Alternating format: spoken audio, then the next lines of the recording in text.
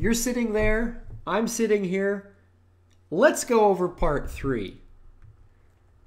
Part 3 is nothing to be intimidated over.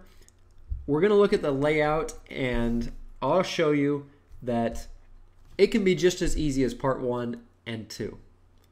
So do you want to have a conversation with your IELTS examiner? They're lovely to talk to, right? You're going to be doing a lot of talking, and it is a two-sided conversation, but mostly it's you talking. So are you ready to have a conversation with your examiner? It's going to be based on the part 2 topic. Largely, your questions, and you get more than one, you'll get multiple questions, but they're going to be based on your part 2 topic. So if in part 2 you were talking about, let's say it's a special event, it's your wedding day, and you're talking about a day that was really important in your life, in your history, in your past, and you talked about your wedding. Then, now remember, the examiner didn't know you would talk about your wedding, and he already has part 3 questions prepared, but he knew you were going to talk about a significant event in your past.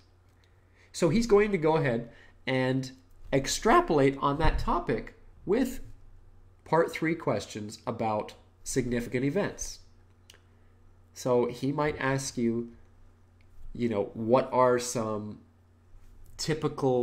events for people in your country, in your home country, that young people find the most significant? Is it a wedding? Is it when they leave their parents? Is it when they graduate from school? Is it when they get their first job? Is it when they get a driver's license? What is it? So you might get a question like it's going to be based on the part 2 topic. Probably 5 minutes, maybe less. Part 3 is, again, not very long. Neither part 1, part 2, or part 3. None of these parts are very long. They're all about 5 minutes or less. They're all really probably 5 minutes or less.